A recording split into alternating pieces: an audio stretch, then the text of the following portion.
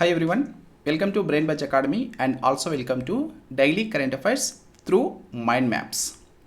So ఇక్కడ మీకు కనిపిస్తుంది యాక్చువల్గా మన బ్రెయిన్ బచ్ అకాడమీ 2025 జనవరి మంత్ నుంచి కరెంట్ అఫైర్స్ ఈ మంత్లీ మ్యాగజైన్ కూడా రిలీజ్ చేయడం జరుగుతుంది.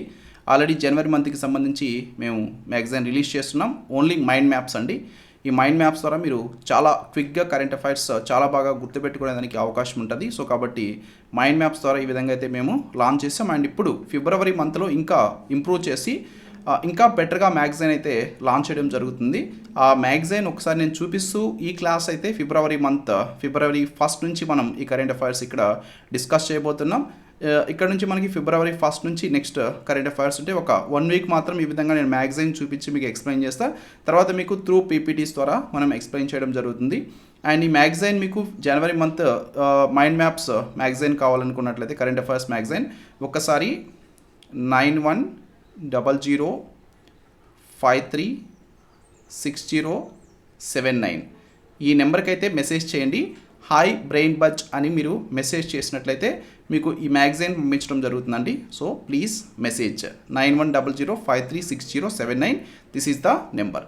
సో ఇక లేట్ చేయకుండా ఇప్పుడైతే ఫస్ట్ మనం కరెంట్ అఫైర్స్ స్టార్ట్ చేద్దాం. ఇప్పుడు ఇది ఫిబ్రవరి మంత్కి సంబంధించి మీకు ఈ విధంగా ఫస్ట్ అయితే కరెంట్ అఫైర్స్ రిలేటెడ్ కంటెంట్ మొత్తం కూడా వస్తుంది. అంతర్జాతీయ అంశాలు, జాతీయ అంశాలు, పాలిటీ రిలేటెడ్, పర్యావరణం రిలేటెడ్, ఏపీ తెలంగాణ రిలేటెడ్ ఈ విధంగా సపరేట్గా వస్తాయి. మనం 1 by 1 ఇక్కడైతే కరెంట్ అఫైర్స్ డిస్కస్ చేద్దాం. సో మొదటిగా అంతర్జాతీయ అంశాలకి సంబంధించినటువంటి కరెంట్ అఫైర్స్ అయితే మీకు ఇక్కడ మనం ఒకటి తీసుకోవడం జరిగింది.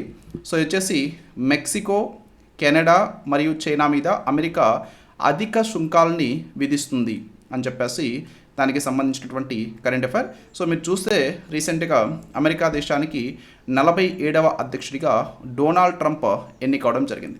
సో ఈ డొనాల్డ్ ట్రంప్ ఎన్నికైన తర్వాత ఫిబ్రవరి 1, 2025న మెక్సికో, కెనడా, చైనా ఈ 3 దేశాల నుంచి అమెరికా దేశానికి వచ్చేటువంటి దిగుమతులు ఏవైతున్నాయో ఆ దిగుమతుల మీద భారీ సుంకాల్ని అమలు చేస్తున్నట్టుగా ఒక కార్యనిర్వాహక ఉత్తర్వు దానికి సంబంధించినటువంటిది వీళ్ళు రిలీజ్ చేయడం జరిగింది. దానికి సంబంధించినటువంటి కరెంట్ అఫైర్ ఇది. దీన్ని ఒకసారి మైండ్ మ్యాప్ ద్వారా మనం చూద్దాం. సో ఈ విధంగా ఫస్ట్ అయితే మీ కరెంట్ అఫైర్ అంతా కూడా ఉంటుంది. తర్వాత దానికి సంబంధించినటువంటి మైండ్ మ్యాప్. సో మీరు ఇక్కడ చూస్తున్నారు కదా, this is the mind map. వ్యాపారం మరియు సుంకాలు అంటే ఈ దేశాల మీద పర్టికులర్గా ఈ చైనా దేశం కానీ, మెక్సికో కానీ, కెనడా కానీ ఈ దేశాల యొక్క దిగుమతుల మీద, అలాగే ఆ దేశాలకు సంబంధించి వాటి మీద టారిఫ్స్ వీళ్ళు ఎక్కువగా విధించడం జరిగింది. సో వ్యాపారం మరియు సుంకాలు. సో ఇది ప్రస్తుతం వార్తల్లో ఎందుకుంది? That is the first thing we should remember. వార్తల్లో ఎందుకుందంటే ఫిబ్రవరి 1, 2025న అమెరికా దేశం ఈ దేశాల మీద అధిక సుంకాలు, అధిక వ్యాపారానికి సంబంధించినటువంటి టారిఫ్స్, ట్రేడ్ అండ్ టారిఫ్స్కి సంబంధించి వీళ్ళు సుంకాలు విధించడం జరిగింది. కాబట్టి that's why it is in news. So ఎందుకు సందర్భం ఏంటి? యునైటెడ్ స్టేట్స్ అధ్యక్షుడు డొనాల్డ్ ట్రంప్ మెక్సికో, కెనడా మరియు చైనా వీటి నుంచి వచ్చేటువంటి దిగుమతి మీద అధిక సుంకాలని విధించడం జరిగింది. దానికి సంబంధించినటువంటి ఒక ఆర్డర్ కూడా వీళ్ళు రిలీజ్ చేశారు. అందువలన ఇదైతే ప్రస్తుతం మనకి వార్తల్లో ఉంది. అయితే ఈ విధంగా అమెరికా దేశం ఈ దేశాల మీద ఈ సుంకాలు, అధిక సుంకాలు విధించడం వలన దానివల్ల ఈ దేశాల్లో కలిగేటువంటి ప్రభావం ఏంటి? దానికి సంబంధించినటువంటి ప్రభావం మనం చూస్తే చైనా దిగుమతుల మీద అయితే 10% సుంకం విధిస్తున్నట్లుగా అనౌన్స్ చేశారు. మెక్సికో మరియు కెనడా దిగుమతుల మీద 25% సుంకం విధిస్తున్నట్లుగా అమెరికా దేశం ఆర్డర్ రిలీజ్ చేయడం జరిగింది. కెనడా ఎనర్జీ దిగుమతుల మీద, సో ఎనర్జీకి సంబంధించి దిగుమతుల మీద 10% సుంకం విధిస్తున్నట్లుగా, భవిష్యత్తులో మరింత పెంచేదానికి కూడా అవకాశం ఉన్నట్లుగా వీళ్ళు ఇక్కడైతే చెప్పడం జరిగిందండి. సో ఈ విధమైనటువంటి ప్రభావం అయితే ప్రధానంగా ఉంది. అండ్ ఈ సుంకాలు ఇవి విధించడం యొక్క లక్ష్యం ఏంటి? ప్రధానంగా మనం చూస్తే అక్రమ వలసలు, అలాగే ఫెంటానైల్ అక్రమ రవాణాని నియంత్రించడమే ప్రధానమైనటువంటి కారణంగా అయితే చెప్పొచ్చండి. ఈ లక్ష్యం పెట్టుకున్నారు. అంటే ఈ విధంగా అధిక సుంకాలు విధించడం వలన అక్రమ వలసలు అనేటువంటివి ఈ దేశాల నుంచి అమెరికా దేశానికి ఉండవు. అండ్ రీసెంట్గా మనం చూస్తే మన భారతదేశానికి చెందినటువంటి వారిని కూడా కొన్ని వేల మందిని అమెరికా దేశం నుంచి తిరిగి భారతదేశానికి పంపించేసేటువంటి పరిస్థితి అయితే ప్రస్తుతం వచ్చింది. ఎందుకంటే ఇది అమెరికా దేశం యొక్క 47వ అధ్యక్షునిగా ఎన్నికైనటువంటి డొనాల్డ్ ట్రంప్ ఎలక్షన్స్ క్యాంపెయిన్ టైంలో చెప్పినటువంటి అంశం అక్రమ వలసలు, అలాగే అక్రమంగా ఎవరైతే అమెరికా దేశానికి వచ్చి నివసిస్తూ ఉన్నారో అలాంటి వాళ్ళందరినీ కూడా తిప్పి పంపేస్తాం వాళ్ళ యొక్క దేశాలకు అని చెప్పేసి ఈయనైతే హామీ ఇవ్వడం జరిగింది. హామీలో భాగంగానే వీరిని తిరిగి పంపించేస్తూ ఉన్నారు. అలాగే దీనికి సంబంధించి కొన్ని రకాలైనటువంటి ఆందోళనలు కూడా జరుగుతూ ఉన్నాయి. ఇది ద్రవ్యోల్బణం, ఆర్థిక వృద్ధి, వాణిజ్య ఉద్రిక్తతల్ని పెంచేటువంటి ప్రమాదం కూడా ఉన్నట్లుగా చెప్తా ఉన్నారు. అలాగే దీన్ని చాలామంది సమర్థిస్తూ ఉన్నారు. లైక్ దీనికి సంబంధించిన సమర్థన మనం చూస్తే జాతీయ భద్రత, ఆర్థిక అంశాల పరంగా దీన్ని కొంతమంది సమర్థిస్తూ ఉన్నారు. మెక్సికో మరియు కెనడా మీద అక్రమ వలసల్ని తగ్గించేందుకు ఒత్తిడి తీసుకురావడం మరొక కారణంగా చెప్తా ఉన్నారు. అలాగే ఫెంటనైల్ తయారీ మరియు ఎగుమతి మీద నియంత్రణ తీసుకొచ్చేదానికి ఇది ఒక సొల్యూషన్గా కూడా చాలామంది చెప్తా ఉన్నారు. ఆర్థిక మరియు రాజకీయ ప్రభావాలు చూస్తే ఈ విధంగా అధిక టారిఫ్స్ విధించడం వలన ఆర్థిక మరియు రాజకీయ ప్రభావాలు ఏ విధంగా ఉంటాయి? ఆహారం, ఇంధనం, గృహాలు మరియు వాహనాల ధరలు పెరిగేదానికి అవకాశం ఉంది. అలాగే యుఎస్ ఎంసీఏ వంటి వాణిజ్య ఒప్పందాల మీద ప్రభావం పడేదానికి అవకాశం ఉంది. అండ్ ప్రజాస్వామ్యాలు ఏవైతే ఉన్నాయో ఈ ప్రజాస్వామ్యవాదులు లైక్ డెమోక్రట్స్ కదా, సో ప్రధానంగా ఈ డెమోక్రట్స్ ఈ సుంకాల్ని వ్యతిరేకంగా మాట్లాడుతూ ఉన్నారు. ఎందుకంటే అవి ద్రవ్యోల్బణం పెంచి వినియోగదారుల మీద భారం పెంచుతాయని చెప్పేసి ఈ విధంగా వీళ్ళైతే చెప్తా ఉన్నారు. సో డెమోక్రట్స్ లైక్ అమెరికా దేశంలో అదర్ పార్టీ అన్నట్లు. అలాగే దీనికి సంబంధించి లైక్ అసలు ట్రేడ్ అంటే ఏంటి, అలాగే టారిఫ్స్ అంటే ఏంటి? ట్రేడ్ అంటే వ్యాపారం అంటాం మనం తెలుగులో, టారిఫ్స్ అంటే సుంకాలు అంటాం. దీని యొక్క డెఫినేషన్స్ మనం చూస్తే ట్రేడ్ అంటే ఏంటంటే వ్యక్తులు, వ్యాపారాలు లేదా దేశాల మధ్య వస్తువులు మరియు సేవల కొనుగోలు, అమ్మకం మరియు మార్పిడి ప్రక్రియ ఏదైతే ఉందో దీన్నే మనం వ్యాపారం అని చెప్పేసి పిలవడం జరుగుతుందండి. సో ఒక వ్యక్తులు కానీ లేకుంటే ఏదన్నా ఒక వ్యాపారం కానీ లేదంటే రెండు దేశాలు కానీ సో ఏం చేస్తారు? లైక్ ఫర్ ఎగ్జాంపుల్ మన భారతదేశం ఉంది, అలాగే మరొక దేశం చైనా ఉందనుకోండి. చైనా నుంచి మనం కొన్ని వస్తువుల్ని కొనుగోలు చేస్తాం. ఓకే, సో అలాగే మన భారతదేశం నుంచి చైనా దేశం కొన్ని వస్తువుల్ని కొనుగోలు చేస్తుంది. సో ఈ విధంగా మన భారతదేశం చైనా నుంచి కొన్ని సర్వీసెస్ తెచ్చుకుంది. అలాగే మన భారతదేశం నుంచి చైనాకి కూడా కొన్ని సర్వీసెస్ అందిస్తూ ఉన్నాం. ఇలాగా ఈ ఏదైతే ఈ మార్పిడి జరుగుతూ ఉందో దీన్నే మనం వ్యాపారం అని చెప్పేసి పిలవడం జరుగుతుందండి. అలాగే టారిఫ్స్, సుంకాలు అంటాం. సో సుంకాలు అనేటువంటిది ఏంటంటే ప్రభుత్వ దిగుమతి లేదా ఎగుమతి చేయబడినటువంటి వస్తువుల మీద విధించేటువంటి పన్నుల్నే ఇక్కడ సుంకాలు అని చెప్పేసి పిలవడం జరుగుతుంది. ఇది వ్యాపార నియంత్రణ మరియు ఆదాయ సేకరణ కోసం ఉపయోగపడేటువంటి ఒక అంశం సుంకం అనేటువంటిది. లైక్ ఫర్ ఎగ్జాంపుల్ ఇక్కడ అమెరికా దేశం ఇప్పుడు ప్రధానంగా ఈ మెక్సికో, కెనడా, చైనా ఈ దేశాల మీద సుంకాలు విధించింది. అంటే చైనా దేశం నుంచి ఏ అనేటువంటి ఒక వస్తువు అమెరికా దేశానికి ఎగుమతి చేయబడిందండి. ఈ వస్తువు మీద అమెరికా దేశం విధించేటువంటి ట్యాక్స్ అండ్ ఇతర అంశాలు ఏవైతే వాటిని మనం టారిఫ్స్ అని చెప్పేసి పిలవడం జరుగుతుందండి. ఓకే, సో టారిఫ్స్ అని చెప్పేసి పిలుస్తారు ఈ విధంగా. సో ఇది very very important, you should remember. America దేశం యొక్క 47వ అధ్యక్షుడు ప్రస్తుతం డొనాల్డ్ ట్రంప్. ఈయనైతే ఈ విధంగా వచ్చిన తర్వాత నుంచి ఈ సుంకాలు ప్రధానంగా విధిస్తూ ఉన్నారు. This is one thing. And next one వచ్చేసరికి మీకు సో నెక్స్ట్ మీరు కరెంట్ అఫైర్ చూసారు కదా, ఈ విధంగా ఉంటుంది. This is the current affair and దానికి సంబంధించినటువంటి ఎక్స్ప్లెనేషన్. సో దీనికి సంబంధించి మైండ్ మ్యాప్ మీరు ఈ కరెంట్ అఫైర్ కింద చూడొచ్చు. లైక్ మౌంట్ తారానాకీకి చట్టపరమైనటువంటి వ్యక్తిత్వాన్ని రీసెంట్గా మంజూరు చేశారు. ఎవరు మంజూరు చేశారు దీన్ని? న్యూజిలాండ్ దేశం మంజూరు చేయడం జరిగింది. సో దీనికి సంబంధించి మైండ్ మ్యాప్ మనం క్లియర్గా చూద్దాం. ఇదంతా కూడా దానికి సంబంధించి explanation and this is the mind map. This is the mind map. ఆ కరెంట్ అఫైర్ అంతా మీరు ఒకసారి చదివి ఈ మైండ్ మ్యాప్ని కనుక చదివినట్లయితే మీరు సింపుల్గా వాటి గుర్తుపెట్టుకునే దానికి అవకాశం ఉంటుంది. సో మౌంట్ తారానాకి ఈ పేరు, ఈ పర్వతం పేరు ఏదైతే ఉందో దట్ ఈస్ మౌంట్ తారానాకి. ఇది ఎక్కడుందండి? ఇది న్యూజిలాండ్ దేశంలో ఉంటుంది. This is very very important. New Zealand దేశంలో ఇది ఉంటుంది. దీనికి రీసెంట్గా చట్టపరమైనటువంటి వ్యక్తిత్వాన్ని ఇవ్వడం జరిగిందండి. ఎప్పుడు ఇచ్చారు? జనవరి 30, 2025 దీనికి ఈ స్టేటస్ ఇవ్వడం జరిగింది. ఈ ఈవెంట్ ఏంటంటే ప్రధానంగా న్యూజిలాండ్ ప్రభుత్వం మౌంట్ తారానాకకి చట్టపరమైనటువంటి వ్యక్తిత్వాన్ని మంజూరు చేసింది. అయితే ఇప్పుడు ఈ చట్టపరమైనటువంటి వ్యవస్థ మరియు పాలన ఈ విధంగా ఇవ్వడం వలన అసలు ఏంటి, దానికి ఉపయోగం ఏంటి, దానికి సంబంధించి మనం చూస్తే కొత్త చట్టపరమైనటువంటి పేరు కూడా దీనికి ఇవ్వడం జరిగింది. So this is the name. Okay, Te Kahuri Tupua. So this is the name. వాళ్ళు వచ్చేసి వాళ్ళ మెయిన్ లాంగ్వేజ్లో ఇక్కడైతే ఇవ్వడం జరిగింది. This is the name. దీనికి ఆ మౌంట్ తారానాకి అనేటువంటి పర్వతానికి వాళ్ళు కొత్తగా చట్టపరమైనటువంటి పేరు ఇవ్వడం జరిగింది. This is the name. And దీంట్లో భాగంగా వీళ్ళు దానికి కొన్ని హక్కులు, కొన్ని బాధ్యతలు కూడా కల్పించడం జరిగింది. వ్యక్తిగా చట్టపరమైనటువంటి హక్కుల్ని కలిగి ఉంటుంది. ఒక వ్యక్తి ఎలాంటి హక్కులైతే కలిగి ఉంటారో చట్టపరంగా అంతే హక్కులు ఈ పర్వతం కూడా కలిగి ఉంటుంది అన్నట్టు. అలాగే పాలనా సమితి మనం చూస్తే మావోరీ తెగల నాయకులు ప్రభుత్వ ప్రతినిధుల పాలనలో ఉండడం జరుగుతుందండి. ఇది మొత్తం కూడా ఇంకా మావోరీ తెగల యొక్క నాయకులు మరియు ప్రభుత్వ ప్రతినిధుల యొక్క పాలనలో ఈ పర్వతాన్ని ఉంచడం జరుగుతుంది. దీని యొక్క ఉద్దేశం ఏంటంటే మావోరీ తెగలకి నిర్ణయాల్లో భాగస్వామ్య హక్కు ఇవ్వడం, అలాగే పర్యావరణ పరిరక్షణని మెరుగుపరచడమే దీని యొక్క ప్రధానమైనటువంటి లక్ష్యం. దానికోసమే ఈ మౌంట్ తారానాకకి న్యూజిలాండ్ దేశం చట్టపరమైనటువంటి వ్యక్తిత్వాన్ని ఇప్పుడు మంజూరు చేయడం జరిగింది. అండ్ దీని యొక్క ప్రాముఖ్యత మనం చూసినట్లయితే ప్రధానంగా మావోరీ సంస్కృతిని, ఆధ్యాత్మిక వారసత్వాన్ని గుర్తించడానికి ఈ మౌంట్ తారానాకి అనేటువంటి పర్వతం చాలా బాగా ఉపయోగపడేటువంటిది. అండ్ పర్యావరణ పరిరక్షణకి ఒక ప్రపంచ సామాజిక ప్రామాణిక నమూనాగా మారేటువంటి చర్యకు కూడా దీన్ని చెప్పొచ్చు. అయితే ఈ విధంగా ఇప్పుడు మౌంట్ తారానాకకి చట్టపరమైనటువంటి వ్యక్తిత్వాన్ని ఇచ్చారు. దానివల్ల కలిగేటువంటి ప్రయోజనాలు ఏంటి?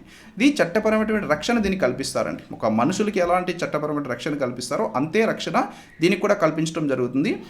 వాణిజ్యానికి లేదా విక్రయానికి ఉపయోగించకుండా దీన్ని నిరోధించడం జరుగుతుంది. మావోరీ సంస్కృతిని ఇక్కడ పునరుద్ధరణ చేస్తారు. అంటే సాంప్రదాయ పర్యావరణ నిర్వహణ చేసి ఆ పద్ధతుల ద్వారా దీన్ని పునరుద్ధరించడం జరుగుతుంది. అండ్ ఇక్కడ ఉన్నటువంటి జీవ వైవిధ్యాన్ని కూడా పరిరక్షించడం జరుగుతుంది. అక్కడ స్థానిక అడవి జంతువులు కానీ లేకుంటే పర్యావరణ వ్యవస్థలని కాపాడేందుకోసంగా చట్టపరమైనటువంటి రక్షణ ఆ పర్వతానికి కల్పిస్తారన్నట్లు. అండ్ ప్రపంచ స్థాయిలో మనం ఈ విధంగా చూసినట్లయితే ఈ మౌంట్ తారానాకకి ఏవైతే చట్టపరమైనటువంటి వ్యక్తిత్వం కల్పించారో, అలాగే ప్రపంచంలో ఇంకా మనం చూస్తే ఇతర న్యూజిలాండ్ చట్టపరమైనటువంటి గుర్తింపు కేసులు కూడా ఉన్నాయి. న్యూజిలాండ్లోనే ఈ మౌంట్ తారానాక అనేటువంటిది ఫస్ట్ టైం కాదు. దీనికి ముందే యాక్చువల్గా వాంగోరీ రివర్కి 2017 సంవత్సరంలో చట్టపరమైన వ్యక్తిత్వాన్ని ఇవ్వడం జరిగింది. తర్వాత టే వర్వేరా ఫారెస్ట్ దీనికి 2014 సంవత్సరంలో ఈ హోదాని ఇచ్చారు. తర్వాత మళ్ళీ ఇప్పుడు మౌంట్ తారానాకకి ఈ హోదా ఇవ్వడం జరిగింది. మన భారతదేశం అలాగే ఈక్వెడార్ ఇంటి ఇలాంటి ఇతర దేశాలు కూడా ప్రకృతిని చట్టపరమైనటువంటి హక్కులతో గుర్తిస్తూ ఉన్నాయండి. సో కాబట్టి ఈ విధంగా ఓన్లీ న్యూజిలాండే కాకుండా ఇతర దేశాలు కూడా ఇస్తూ ఉన్నాయి. ఇప్పుడు న్యూజిలాండ్లో అయితే రీసెంట్గా దీనికి ఇవ్వడం జరిగింది. అంతకు ముందు కూడా ఈ దేశంలో ఈ చట్టపరమైనటువంటి హక్కులు అటు రివర్కి ఇవ్వడం జరిగింది, అలాగే ఒక అడవికి ఇవ్వడం జరిగింది. సో ఇప్పుడైతే పర్వతానికి ఇవ్వడం జరిగింది. So you should remember this is very very important. So next వచ్చేసి శ్రీలంక చారిత్రాత్మక ద్రవ్యోల్బణ క్షీణతని ఇటీవల నమోదు చేయడం జరిగింది. ఇక్కడ ఇది శ్రీలంక దేశం యొక్క ఆర్థిక పరివర్తనని ప్రధానంగా సూచిస్తూ ఉందండి. సో హై ఇన్ఫ్లేషన్ అయితే శ్రీలంక దేశంలో నమోదవడం జరిగింది. దానికి సంబంధించి ఇది మొత్తం కూడా కరెంట్ అఫైర్. ఒక్కసారి దీన్ని మైండ్ మ్యాప్ రూపంలో అయితే మనం చూద్దాం. So this is the current affair and mind map, this is the mind map. Okay, Sri Lanka చారిత్రాత్మక డిఫ్లేషన్ అనేటువంటిది ఇన్ఫ్లేషన్కి ఆపోజిట్ అన్నట్టు. సో ఇన్ఫ్లేషన్కి opposite. Like for example inflation మనం ఏం చెప్తాము? సో ఇన్ఫ్లేషన్ అంటే which is nothing but a అనేటువంటి ఒక వస్తువు ఉందండి. సో అలాగే శ్రీలంక దేశం యొక్క కరెన్సీ శ్రీలంకన్ రూపీ. సో ఇప్పుడు ఈ ఏ అనేటువంటి వస్తువు యాక్చువల్ కాస్ట్ 10 రూపాయలు ఉందండి. సో ఈ 10 రూపాయలకి ఈ ఈ శ్రీలంకన్ రూపీ 10 రూపీస్ ఉన్నాయి, 10 రూపీస్ ఉపయోగించుకున్నాం. సో అదే వస్తువు ఏ అనేటువంటి వస్తువు మరలా ఒక నెల రోజుల తర్వాత 10 రూపాయలకు వచ్చేటువంటి వస్తువుకి కాస్త 100 రూపాయలు పెట్టవలసి వచ్చిందండి. అప్పుడు ఏమైంది? ఇక్కడ ఈ వస్తువు విలువ పెరిగింది అండ్ ఇక్కడ మనీ వాల్యూ తగ్గిపోయింది. దీన్నే మనం ఇన్ఫ్లేషన్ అంటాం. సో వస్తువుల వాల్యూ పెరిగి మనీ వాల్యూ తగ్గిపోవడాన్నే ఇన్ఫ్లేషన్ అంటాం. సో డిఫ్లేషన్ అంటే ఏంటి? సో డిఫ్లేషన్ అనేటువంటిది యాక్చువల్గా వస్తువుల యొక్క వాల్యూ తగ్గిపోయి మనీ యొక్క వాల్యూ పెరగడాన్ని డిఫ్లేషన్ అంటాం. అంటే ఇన్ఫ్లేషన్కి ఆపోజిట్ అన్నట్టు.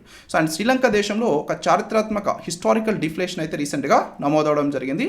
40% జనవరి 2025లో 1960 తర్వాత అతిపెద్ద డిఫ్లేషన్ ఈ శ్రీలంక దేశంలో నమోదవడం జరిగింది. 5వ నెల క్రమంగా ఇక్కడ ధరలు తగ్గినాయి అండ్ శ్రీలంక దేశం యొక్క కరెన్సీ వాల్యూ పెరగడం జరిగింది. అండ్ ఇంధనం, విద్యుత్ ధరల తగ్గింపుతో ప్రేరేపించబడింది. ఇది శ్రీలంక సెంట్రల్ బ్యాంక్ 2025లో 5% ద్రవ్యోల్బణాన్ని అంచనా వేయడం జరిగిందండి. సో ఇది ఇప్పుడు ప్రస్తుతం ఈ డిఫ్లేషన్కి సంబంధించినటువంటి వివరాలు. అలాగే ఈ శ్రీలంక దేశం యొక్క ఆర్థిక పరిస్థితి కనుక మనం చూస్తే 2022 సెప్టెంబర్లో ద్రవ్యోల్బణం 69.8% ఉంది. అంటే శ్రీలంక దేశం ఆర్థిక సంక్షోభంలోకి వెళ్ళిపోవడం జరిగింది.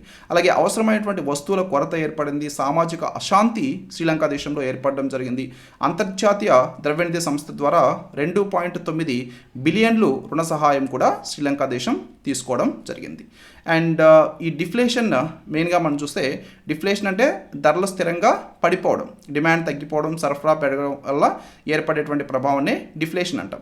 సో ఎలాంటి ప్రభావాలు ఉంటాయి? పాజిటివ్ ఉంటాయి, దీంట్లో నెగిటివ్ ఉంటాయండి. పాజిటివ్ ఏంటంటే తక్కువ ధరలు ఉంటాయి, వస్తువులన్నీ కూడా అధిక కొనుగోలు శక్తి ఉంటుంది, అక్కడ ఉన్నటువంటి ప్రజలకి జీవన వ్యయం కూడా తగ్గుతుంది. అలాగే నెగిటివ్ వచ్చేసరికి వ్యాపార ఆదాయం పడిపోతుంది, వ్యాపారస్తులు నష్టపోయేదానికి అవకాశం ఉంటుంది, ఉద్యోగాల్లో కోత ఉంటుంది, ఎందుకంటే వ్యాపారాలు నష్టపోయినప్పుడు ఉద్యోగాలు తీసేస్తారు కాబట్టి. అలాగే నియామకాల నిలిపివేత కూడా ఉంటుంది, పెట్టుబడులు తగ్గుతాయి, ఆర్థిక మాంద్యం వచ్చేటువంటి ప్రమాదం కూడా దీనివలన ఏర్పడుతుంది. అలాగే శ్రీలంక దేశానికి సంబంధించి కొన్ని స్టాటిక్ అంశాలు మనం చూస్తే, శ్రీలంక దేశం యొక్క రాజధాని లెజిస్లేటివ్ క్యాపిటల్ వచ్చేసరికి దీనికి శ్రీ జయవర్ధనపురి కొట్టే. అలాగే న్యాయ మరియు కార్యనిర్వాహక రాజధాని వచ్చేసరికి కొలంబో. అండ్ శ్రీలంక దేశం యొక్క ప్రస్తుత ప్రెసిడెంట్ అనురా కుమార దిశానాయక్. అండ్ దీని యొక్క ప్రధానమంత్రి వచ్చేసరికి హరిణి అమరసూర్య. అండ్ శ్రీలంక దేశం యొక్క కరెన్సీ శ్రీలంక రూపాయి. So this is all about this.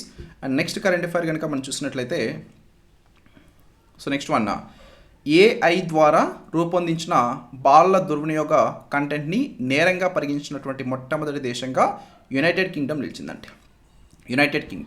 So ఇదేంటంటే AI ద్వారా అంటే ఆర్టిఫిషియల్ ఇంటెలిజెన్స్, కృత్రిమ మేధస్సు. ఈ కృత్రిమ మేధస్సు అంటే మనకి ప్రధానంగా ఇప్పుడు గుర్తొచ్చేటువంటిది ChatGPT కానీ, రీసెంట్ టైమ్స్లో చైనా దేశానికి సంబంధించినటువంటి DeepSeek కానీ, అండ్ మనకి జెమినీ, గూగుల్కి సంబంధించినటువంటి జెమినీ కానీ, ఇలాంటివన్నీ కూడా ఆర్టిఫిషియల్ ఇంటెలిజెన్స్. సో ఈ ఆర్టిఫిషియల్ ఇంటెలిజెన్స్ ద్వారా కూడా బాలలకి సంబంధించి చిల్డ్రన్కి సంబంధించి కొన్ని ఫొటోస్ అనేటువంటిది కూడా ఇవి ప్రిపేర్ చేసేటువంటి పరిస్థితి ఉంది. సో ఈ విధంగా ఆర్టిఫిషియల్ ఇంటెలిజెన్స్ ద్వారా రూపొందించినటువంటి బాలల దుర్వినియోగ కంటెంట్ ఏదైతే ఉందో దాన్ని కూడా ఇప్పుడు నేరంగా పరిగణించింది ఈ దేశం. This is the first country ప్రపంచంలో ఈ విధంగా దీన్ని నేరంగా పరిగణించినటువంటి మొట్టమొదటి కంట్రీ ఏంటంటే యునైటెడ్ కింగ్డమ్. దీనికి సంబంధించినటువంటి మైండ్ మ్యాప్ అయితే మనం ఒకసారి క్లియర్గా చూద్దాం.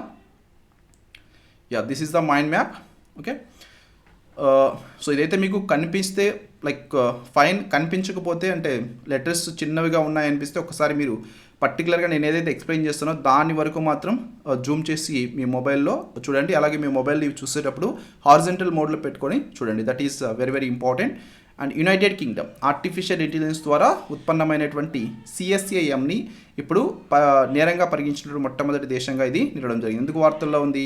యునైటెడ్ కింగ్డమ్ ప్రపంచంలోనే మొట్టమొదటి దేశంగా ఆర్టిఫిషియల్ ఇంటెలిజెన్స్ ద్వారా ఉత్పన్నమైనటువంటి CSAMని నేరంగా ప్రకటించడం జరిగింది.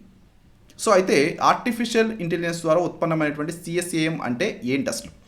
ఆర్టిఫిషియల్ ఇంటెలిజెన్స్ ద్వారా పూర్తిగా లేదా కొంతవరకు సృష్టించబడినటువంటి ఈ బాలలకి సంబంధించినటువంటి, చిల్డ్రన్కి సంబంధించినటువంటి చిత్రాలు లేదా వీడియోల్ని ఈ విధంగా AI ద్వారా ఉత్పన్నమైనటువంటి CSAM అని చెప్పేసి పిలుస్తారు.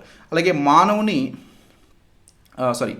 మ్యానిపులేషన్, ఫేస్ రీప్లేస్మెంటు, అత్యంత వాస్తవిక కంటెంట్, ఇలాంటి వాటిని కూడా.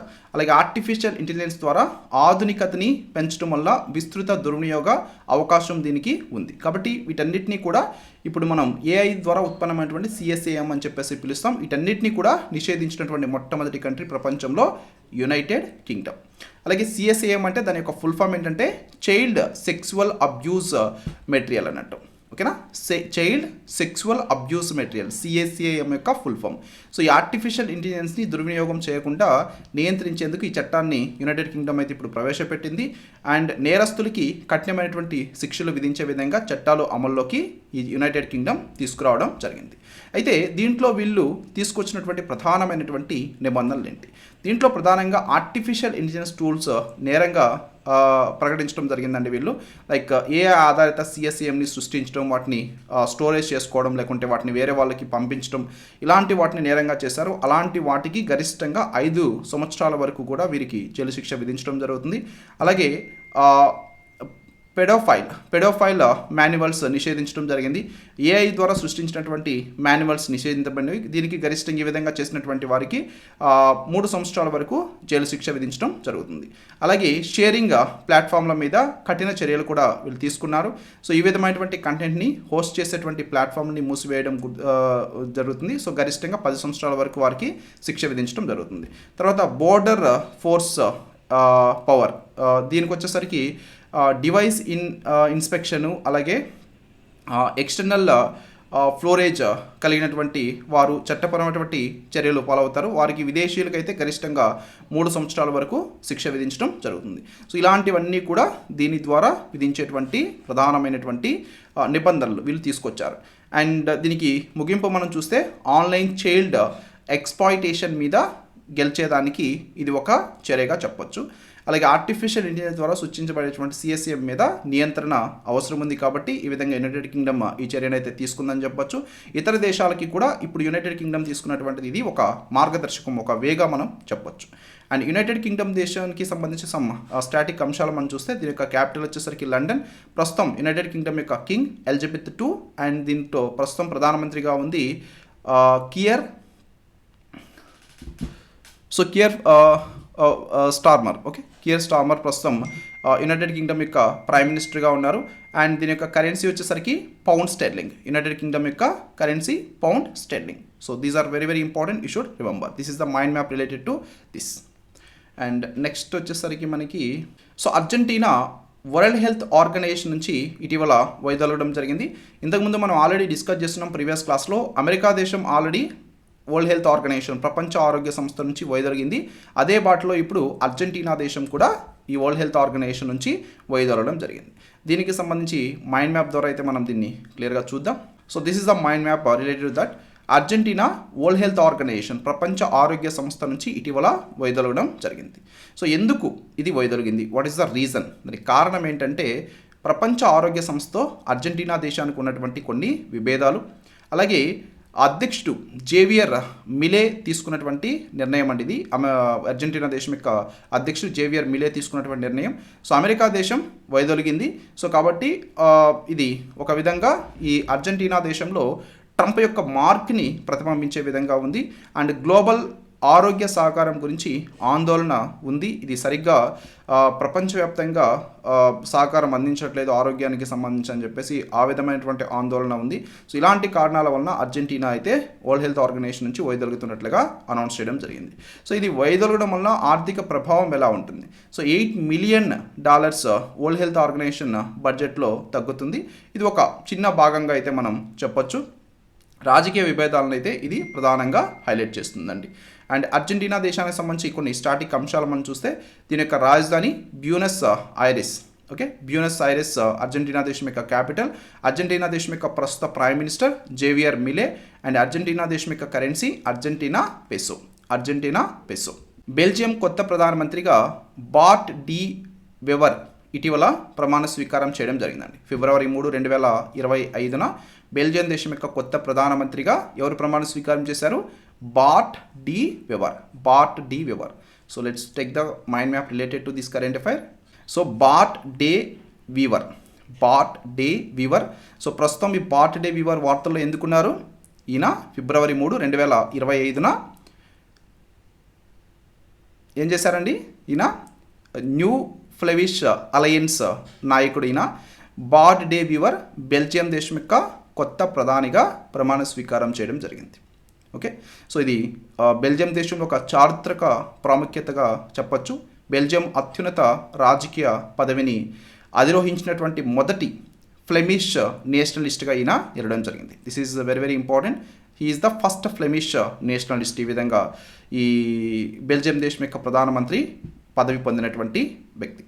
బెల్జియం దేశం గురించి చూస్తే దీని యొక్క రాజధాని బ్రసెల్స్. ఇది యూరోపియన్ యూనియన్ హెడ్ క్వార్టర్స్గా ఉంది. ఈ బ్రసెల్స్లోనే ఉంటుందండి యూరోపియన్ యూనియన్ యొక్క head quarters.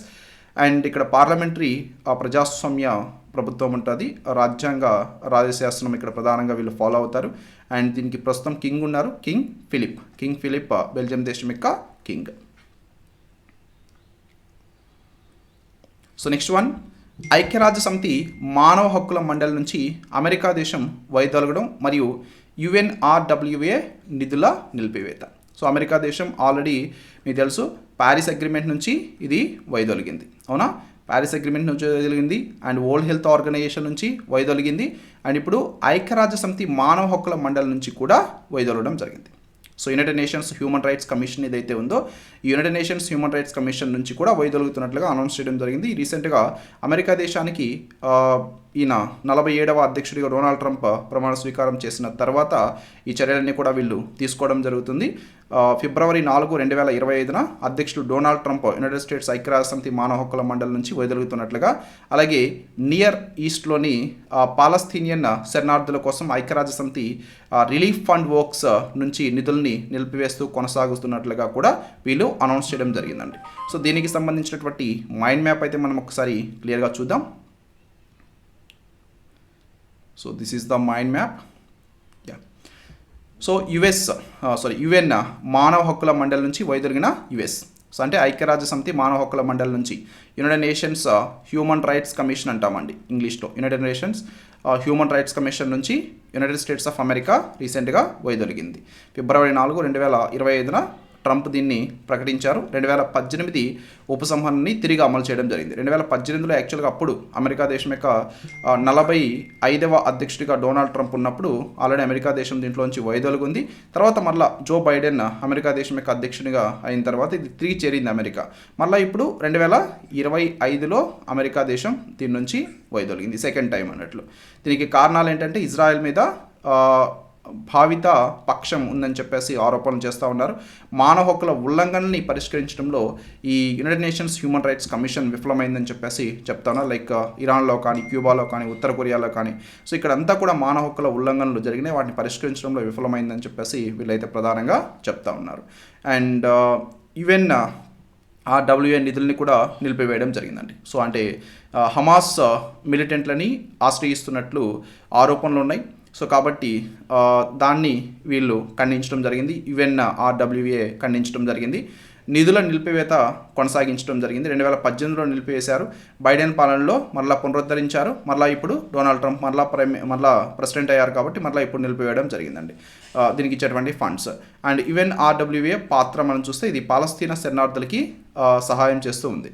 And United nations మానవ హక్కుల మండలి గురించి మనం చూస్తే దీన్ని స్థాపించింది 2006 మార్చి 15. ప్రజెంట్ దీని యొక్క ప్రెసిడెంట్గా ఉంది జుర్గ్ లాబర్ ప్రస్తుతం United Nations Human Rights Commission యొక్క ప్రెసిడెంట్గా ఉన్నటువంటి వ్యక్తి Jurg Lauber. You should remember all these things. Okay, so ఇవి few current affairs. And remaining current affairs మనం నెక్స్ట్ వీడియోలో చూద్దామండి. నెక్స్ట్ ఇంకా కంటిన్యూషన్ ఉన్నాయి. మనం ఆల్రెడీ ఫిబ్రవరి 10 వరకు కరెంట్ అఫైర్స్ డిస్కస్ చేయాలి 1 by 1. కొద్దిగా గ్యాప్ వచ్చింది కాబట్టి సో నెక్స్ట్ క్లాస్ కూడా వన్స్ ఈ క్లాస్ కంప్లీట్ అవ్వగానే మీకు వితిన్ 1 or 2 అవర్స్లో ఆ క్లాస్ కూడా ఉంటుంది. సో కంటిన్యూస్గా అయితే ఇవైతే ఫాలో అవ్వండి. అండ్ ఈ మ్యాగజైన్ కూడా నేను మీకు ఫ్రీగా ప్రొవైడ్ చేస్తాను. కంప్లీట్ మ్యాగజైన్ మీరు చూస్తున్నారు కదా. సో ఫస్ట్ అయితే కరెంట్ అఫైర్ హెడ్డింగ్ ఉంటుంది, and current affair related image ఉంటుంది, and current affair related like వార్తల్లో ఎందుకు ఉంది, దానికి సంబంధించిన ముఖ్యమైనటువంటి అంశాలు కానీ, దానికి సంబంధించిన స్టాటిక్ అంశాలు కానీ, కన్క్లూజన్ కానీ, ఇదంతా కూడా ఈ విధంగా మీకు తెలుగులో ఉంటుంది. అలాగే దాని రిలేటెడ్ మీకు మైండ్ మ్యాప్ కూడా ఈ విధంగా ఉంటుంది. అదే కరెంట్ అఫైర్ కింద మైండ్ మ్యాప్ ఉంటుంది. This is very very important and very useful. మీకు కరెంట్ అఫైర్స్ ఈజీగా గుర్తుపెట్టుకున్న దానికి చాలా బాగా యూజ్ అవుతాయి.